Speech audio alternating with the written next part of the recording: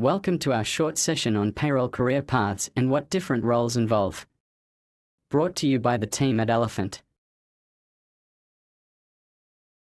What does it take to work in payroll? And what are the different roles? Luckily, we've created a map to help you see where you are and where you might want to go.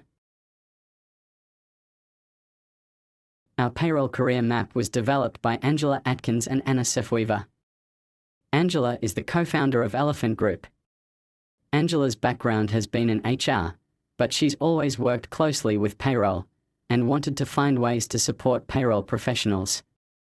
Anna has worked in payroll for over 30 years, managing large payroll teams. She's worked at IAG, Auckland DHB, and many more. I'll hand over to Angela to take you through it. So this was a map that Anna and myself sat down and actually plotted out based on our experience and all the payroll people that we knew and the roles that we knew about and the different industries and company size. And how we felt it worked was there's probably 4 levels of payroll type roles. There's that real entry level, level 1 when you first come in. There's level 2 once you've actually got some skills and experience and knowledge. Then there's level 3, which is when you start moving into management type roles or consulting, you're more of a specialist. And then you have got your actual full-time management roles, and then you've got senior leadership roles, and unfortunately those don't tend to ever be, there is no chief payroll officer in most companies. The top role at the executive level is often the HR director if you're sitting in the HR team, or the CFO if you're sitting in the finance team.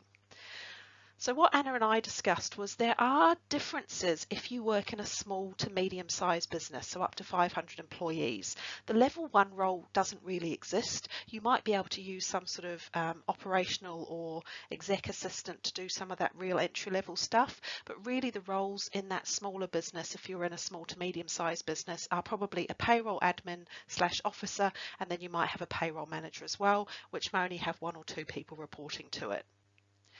If you move into a larger business, so corporate roles where you've got 500 to 10,000 employees, that's where you may have the full 4 levels of payroll roles within the business. So you might have that payroll administrator to do the entry level, payroll advisor at level 2, a payroll officer or consultant at level 3, and then either a team leader or a payroll manager at level 4.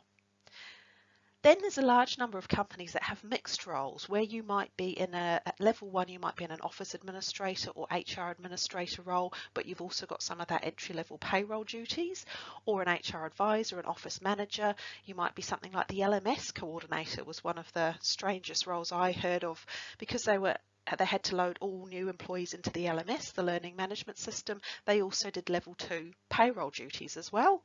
Then you've got the more specialised roles, so an HR information systems person, a remuneration specialist, or an HR analyst, which may well have a lot of payroll work in there.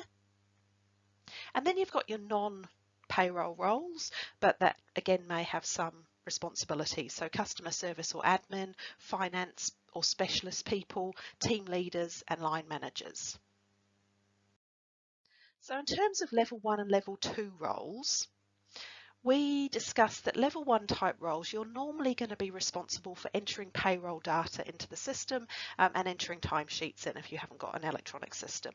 You might answer base level questions about legislation. So people might email or call in to the payroll team, and at this level you might answer things like how much leave people have or how they get to a certain screen in the payroll system, or process leave online applications, or how much annual leave your company gives versus the Holidays Act. So those type of basic sort of questions.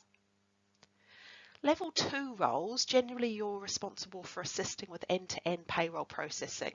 You don't sign it off, but you may be the one that actually loads it in, but also looks for variances and sorts out all the issues with the pay run, but you're not going to sign it off. You may answer some intermediate level questions about legislation. So if you've got people on shifts or rotating hours and it's unclear about their annual leave entitlements, or should they get a public holiday, was it a usual working day, those type of slightly more complicated questions you might be dealing with in a level 2 type role. And you may have some basic systems capability, so you might be running payroll reports or customizing reports, or be the person that the rest of the team go to in terms of using the system. In level 3 roles, so if you're in a smaller to medium-sized company, your level 3 role, you might be a payroll manager and you might have a shared payroll advisor, or maybe your own full-time payroll advisor, whereas in larger corporates you might be a payroll officer at level 3 or a payroll consultant. You might be coaching other people in the payroll team, you might have some HR responsibilities, but generally you're going to be the person that now signs off the end-to-end payroll processes, especially around things like terminations or variations, where there are some complexities around making sure that the final pay has been calculated properly, or if somebody's moving from casual to part-time or has got variable hours and you need to make sure that their annual leave is being calculated correctly and public holidays are being paid correctly, you might sign off those variations. You may start doing preparations for PAYE or for filing with Inland Revenue. You might answer more advanced legislation questions, so where these issues get too hard for that sort of level 2 person to answer, you might be the person they escalate it to. Or if you have a shared payroll inbox, you might be nominated to answer those weird and wonderful questions where it's not obvious and you can't just Google the answer because there's 800 opinions out there around what the right thing to do is. So you need to know your company policies, you need to know the case law, not just the legislation, because often with employment law, it's not necessarily the legislation, it's actually the cases where people have tested, for example, is a bonus discretionary or not. There's case law around that rather than the legislation. You might run calculations for various scenarios if things are coming up, changes are happening, there's public holidays or there's different things happening in the business. You might run calculations for that, and you may do some systems configuration. So if your payroll system actually needs some work on it, or you're launching a new module, you may be the person at that level 3 who actually scopes out what's actually needed, how it should work, and going in and actually making those changes in the system or working with your systems provider. Level 4 roles. So this is a more senior payroll leadership role and really only exists in the larger companies. In smaller businesses, this tends to sit these type of role responsibilities often sit with the financial controller or the CFO, or if there's a senior HR person. But if you are in that payroll leadership role, you might be responsible for reporting dashboard and the payroll HR people metrics. So a lot of HR people are trying to go into more metrics, but they're not necessarily particularly analytical or good at it. Whereas a lot of payroll people may be more analytical. So this may be one of your strengths. And if that's the case, taking responsibility for putting your people dashboard together and pulling out reporting for different, it might be there's one set of reports for senior managers, different departments may have reports, different levels of line managers, but you're responsible for pulling out those metrics around what's happening in the business, because a lot of them sit in the payroll system. Leave reporting, turnover, a lot of those things you can actually pull out from the payroll system rather than an HR system. Collective negotiations. Payroll often gets missed out of collective negotiations. However, when wage increases are being negotiated and paydays and when things are going to be actioned are being negotiated with the union, payroll should be there. So in a level 4 role, it may be something that you're actually part of the collective employment agreement negotiation team to make sure that you're bringing your expertise to the discussions around the remuneration and the payroll processes and wage increases.